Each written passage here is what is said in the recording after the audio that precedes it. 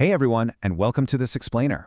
Today, we're diving into something really fascinating, how mid-sized players actually survive and even thrive in a world that's becoming more fractured by the minute.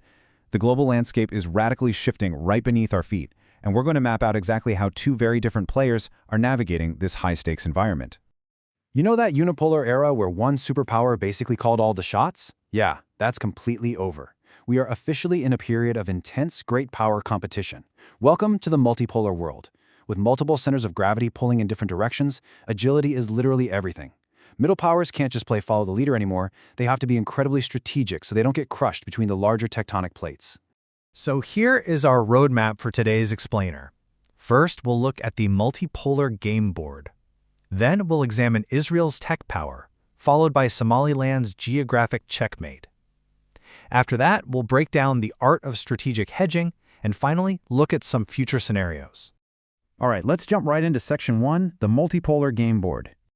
To really wrap our heads around this, we're going to borrow a framework from Professor Jang Suk Chin.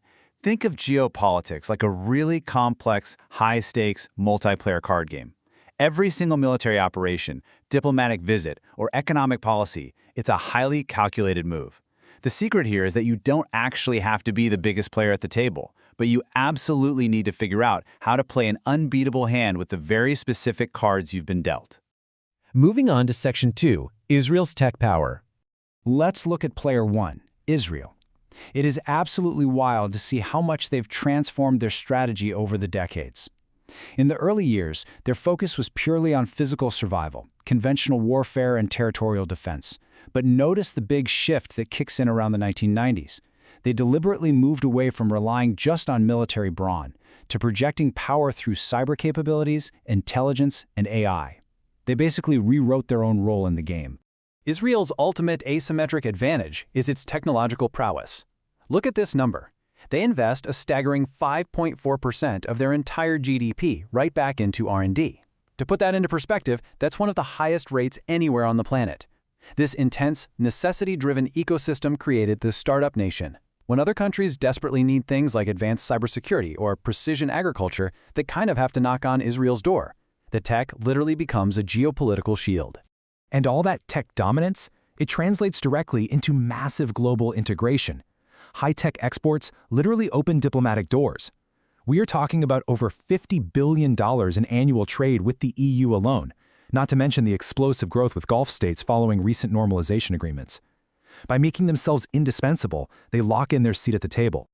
Okay, let's flip the board for Section 3, Somaliland's geographic checkmate. Enter Player 2, Somaliland.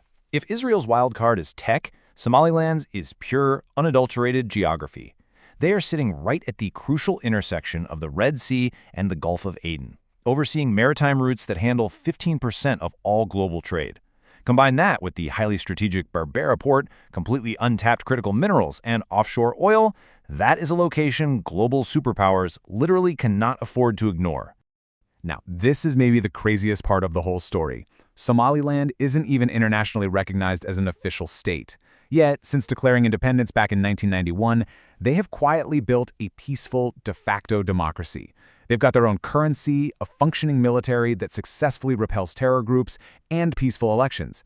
They are taking this incredible day-to-day stability and using it as a massive bargaining chip to push for official global recognition. So when you look at these two side by side, it's a perfect snapshot of what power actually means today. It comes in very different flavors. Israel proves you can practically invent your way to global influence by becoming a high-tech hub. Somaliland, on the other hand, proves that if you happen to sit on the right piece of global real estate and govern it well, the world eventually has to come to you. Both are using their hyper-specialized advantages to punch way above their weight class. Which brings us to Section 4, the art of strategic hedging. In a world where multiple heavyweights are throwing their weight around, putting all your eggs in one basket is a terrible idea. That makes hedging the ultimate survival tactic. In the old unipolar world, you just aligned with the one big boss. Today, you've got to keep your options open. You have to balance competing global powers to maximize your own strategic freedom. Let's look at how they actually do this. For Israel, hedging looks like a really delicate three-way juggling act. Step 1 is keeping that foundational U.S. security relationship absolutely rock solid. Step 2 is advancing the Abraham Accords to build unprecedented economic ties with Arab states. And Step 3, looking east. They're doing billions in tech trade with powerhouses like India and China. It's a total high-wire act, maintaining Western military backing while integrating locally and selling globally. Meanwhile, Somaliland is running its own brilliant parallel playbook.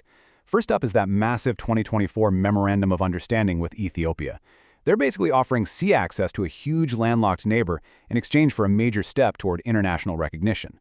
At the same time, by providing a stable, democratic alternative to Djibouti, they are making themselves incredibly attractive to U.S. and allied forces who are desperate for reliable partners in the Red Sea.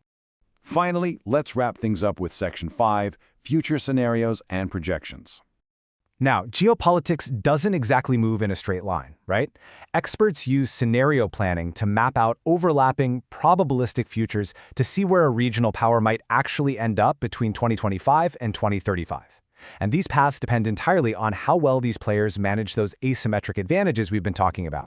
Because fortunes can shift in a heartbeat. In a regional hegemony scenario, everything just clicks. Massive tech growth and deep diplomatic integration. But then there's the risk of prolonged isolation, where multi-front conflicts cause severe economic stress. The most likely outcome, though, that's the hybrid scenario, clocking in around 55 to 60%. This is a turbulent reality where a country keeps its edge, but constantly wrestles with complex diplomatic friction. It's a never-ending balancing act. So as we finish up this explainer, I want to leave you with a question to chew on. When push comes to shove, which of these asymmetric advantages truly wins out? Israel has built an absolute empire of the mind through sheer technological innovation. Somaliland leverages the enduring physical reality of the Earth's most critical maritime choke points. As the multipolar board continues to shift in the decades ahead, which hand would you rather be holding? Thanks for hanging out with me on this explainer. Catch you next time.